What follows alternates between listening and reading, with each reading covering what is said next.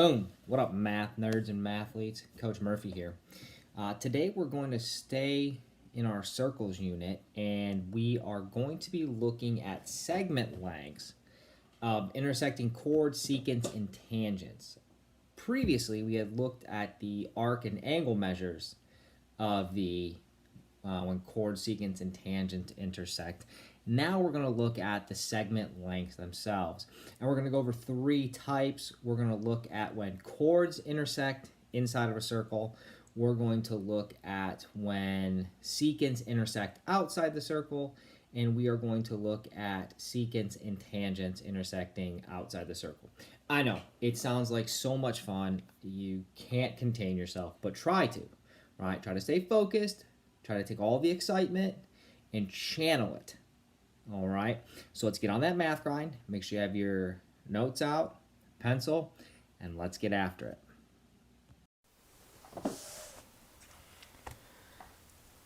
So segment lengths. I made my mom watch these YouTube videos, and she is like, "Your handwriting is terrible."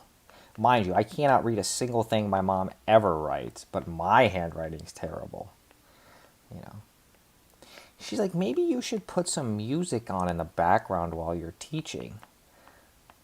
And I was like, I think she was trying to say to drown out me talking. Well, that's one way to look at it, I guess. So if we have intersecting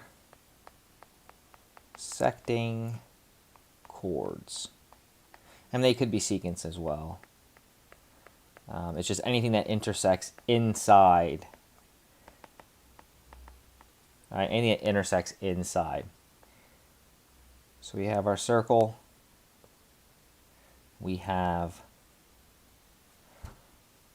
our intersecting chords in this case. And we are going to be looking at the segment lengths, right? So let's say we have this part right here is A, this part right here is B, this little part up here is C, and this part up here is D, right? The equation for that is A times B, this part times this part, equals C times D, C times D, okay? So example, right, let's say we have our circle, and we have our chords, and we have this part is 14, this part's 15, trying to find x, and this is 10, right? We know that 14 times 15 equals 10 times x, right? So we have 210 equals 10x. We then divide by 10, we get x equals 21. There's our answer. Fairly simple, and obviously it's going to get more complicated than that, but we'll go into that later. All right, let's look at our second example, or our second type. We have intersecting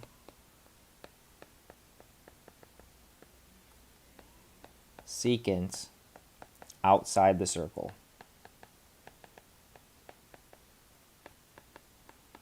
Okay? So we have our circle. All right, let me get a different color here. We have two secants that intersect outside the circle.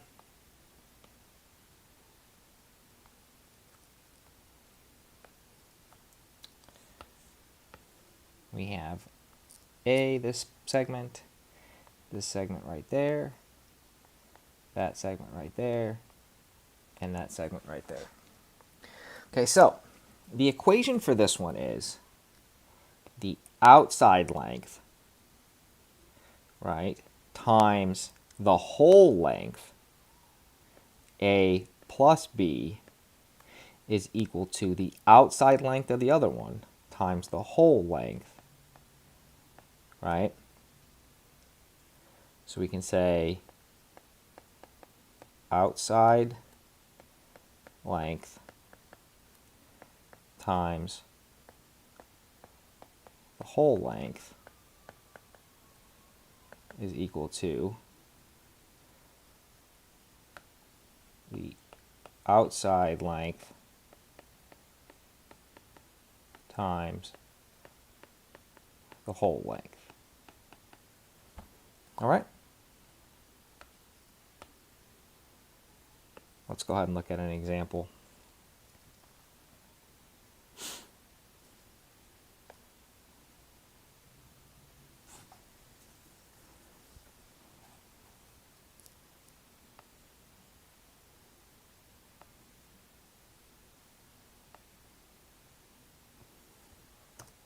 Okay? And then we're told that this length right here is 8. This one is 9. We're looking for that length, and we're told that this length is 19. Right? So, we go ahead and we take the outside length of the one times the whole length of that same one is equal to the outside length of one times the whole length of the other. Right? So, first thing, we have 8, 18 plus 9 is 27. This we're going to go ahead and distribute. So we have 81 plus 9x. And then we do 8 times 27, which is 216, equal to 81 plus 9x. We then subtract 81, and we have 135 is equal to 9x. Divide 9, divide, and we are left with x equals 15. Right? Nothing too crazy there.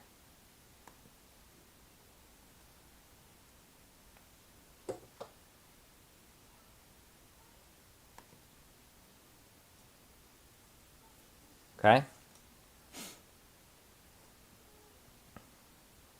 All right.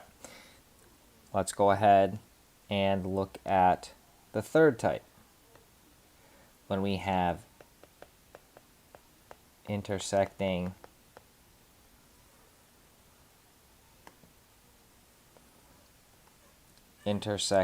secant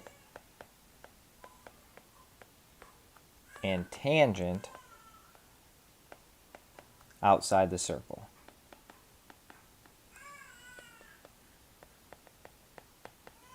Okay?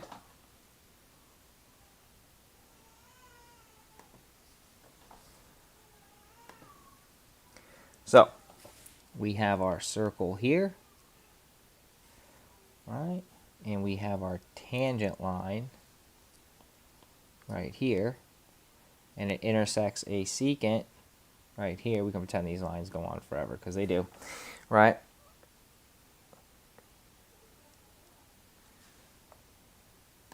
So,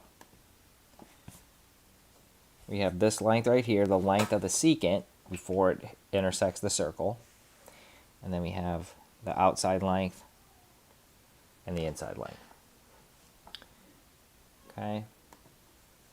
So, the formula for this is the outside tangent length squared equals the outside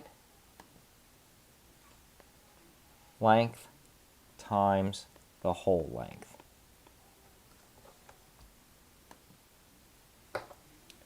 Okay? Makes sense. Let's go ahead and look at a practice problem.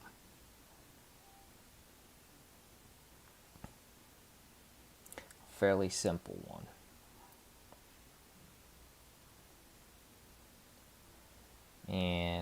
have our tangent line.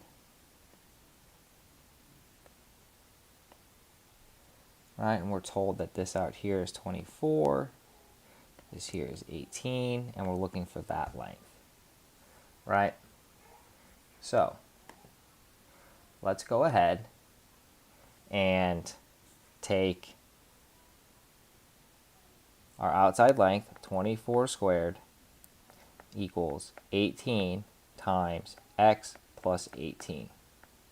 All right, we go ahead and we square 24, which is 576. Right, and we then distribute the 18. So we get 18x plus 324. Subtract 324 from both sides. We're left with 252 equals 18x. Divide by 18, divide by 18. And we're left with x equals 14. Right, so nothing too crazy. Nothing you guys can't do. Right?